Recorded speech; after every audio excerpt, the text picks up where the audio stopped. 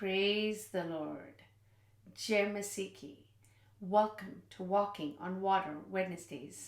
मेरा नाम है अंजलि नाथ. आइए हम मिलकर परमेश्वर पर निर्भर होना सीखें. आज हम बातचीत करेंगे होली स्पिरिट के विषय. परमेश्वर का पवित्र आत्मा, the person of the Holy Spirit. Henry Blackaby says, will God ever ask you to do something you're not able to do? The answer is yes, all the time. It must be that way for God's glory and kingdom. If we function according to our ability alone, we get the glory. If we function according to the power of the Spirit within us, God gets the glory. He wants to reveal Himself to a watching world. Hindi में पढ़ूंगी. क्या परमेश्वर कभी आपसे कुछ ऐसा करने के लिए कहेंगे जो आप नहीं कर सकते? जवाब है हाँ, हर समय. परमेश्वर की महिमा और राज्य के लिए ऐसा ही होना चाहिए. हम अपनी क्षमता के अनुसार ही कार्य करते हैं तो हमें महिमा मिलती है. यदि हम अपने भीतर की आत्मा की शक्ति के अनुसार कार्य करें तो परमेश्वर को महिमा मिलती है. वह खुद को देखने वाली दुनिया के सामने प्रकट करना चाहते हैं. हम लास्ट टाइम बात कर रहे थे about the Abba father. So about Trinity, our triune God. Abba father is authoritative. वो एक अथॉरिटी की पोजीशन पे हमारे परमेश्वर पिता को इस ट्रिनिटी में उस अथॉरिटी की पोजीशन दी गई है. जैसे एक बाप को, एक फादर को एक फैमिली हाउस होल्ड में भी मिलती है, सेम वे जैसे वो रिस्क टेकर होते हैं, वो डिसीजन मेकर होते हैं, सो हिज अबा father. At the same time हम उन्हें परमेश्वर पिता कह के बुला पाते हैं और अपनी रिक्वेस्ट को जैसे एक बच्चा अपने बाप से बातचीत करता है वैसे कर पाते हैं. Then there is Jesus Christ, about the Son of God, and then there is the Holy Spirit, the third person of the Trinity.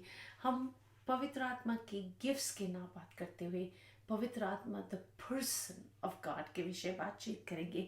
आइए हम पुराने नियम में देखते हैं कि परमेश्वर का आत्मा और उसके विषय में क्या बताया जाता है.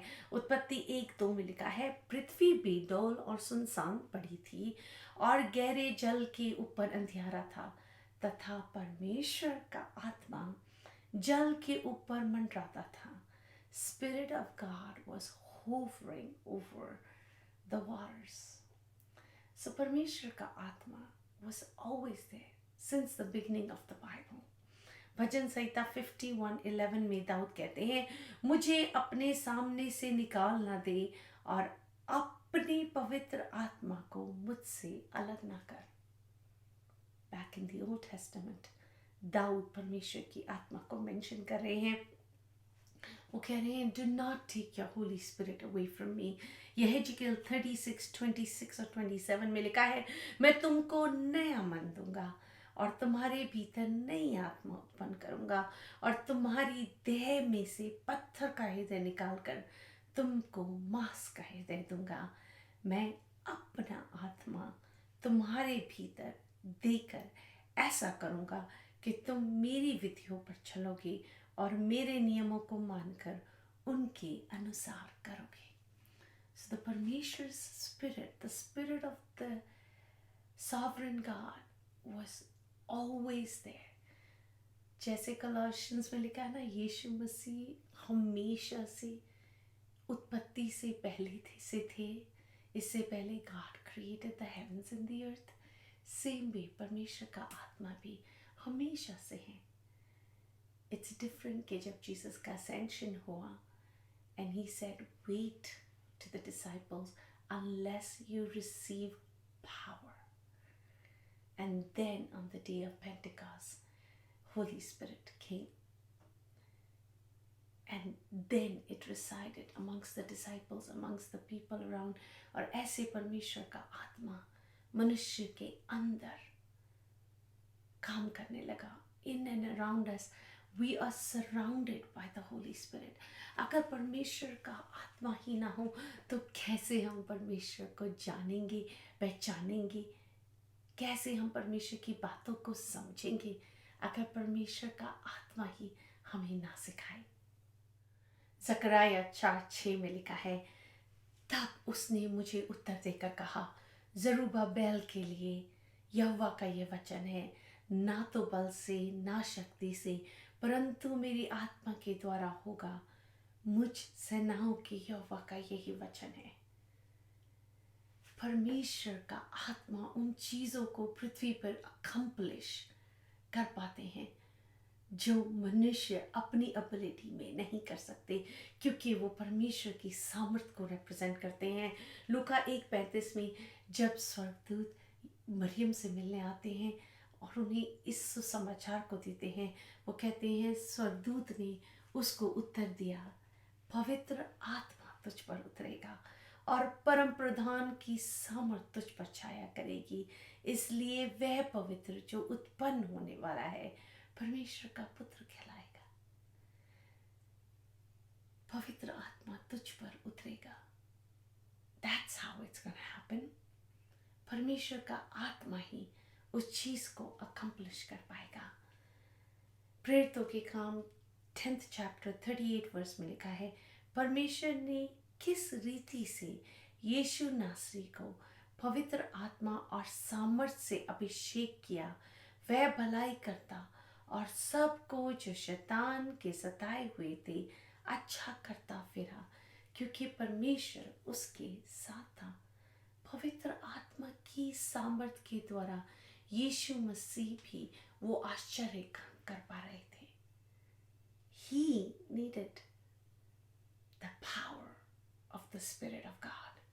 लूका 4:1 में लिखा है, फिर यीशु पवित्र आत्मा से भरा हुआ यरदन से लौटा और 40 दिन तक आत्मा के सिखाए जंगल में फिरता रहा. यीशु मसीह जो अपने आप में the person of Trinity थे, he also needed the Holy Spirit. So कितना ही आपको और मेरे को उस आत्मा की सामर्थ की जरूरत है. मत्ती 3:11 में लिखा है, मैं तो पानी से तुम्हें मन फिराव का बपतिस्मा देता हूँ.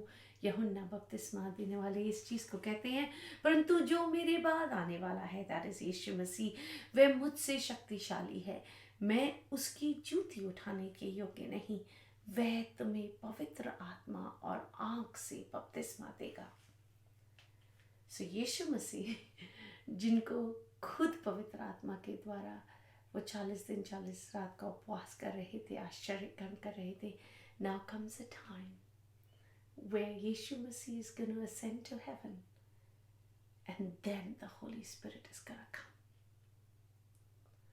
कितनी ही गहराई की ये बात है जो हम शब्दों में बयां तक नहीं कर सकते, बट हम परमेश्वर की आत्मा को अगर समझ ही नहीं पाएंगे तो कैसे हम उनकी सामर्थ पर निर्भर कर पाएंगे. तो let's together depend on the power of the Holi. लूका 11:13 में लिखा है, अतः जब तुम बुरे होकर अपने बच्चों को अच्छी वस्तुएं देना जानते हो तो स्वर्गीय पिता अपने मांगने वालों को पवित्र आत्मा क्यों ना देगा. आइए इस आने वाले हफ्ते में हम परमेश्वर की आत्मा को, the person of Holi spirit, जो हमें परमेश्वर की उपस्थिति की तरफ आकर्षित करते हैं, ड्रॉ इन करते हैं, आइए इस आने वाले हफ्ते में हम उस पवित्र आत्मा पर मन लगाएं. आइए हम प्रार्थना करते हैं.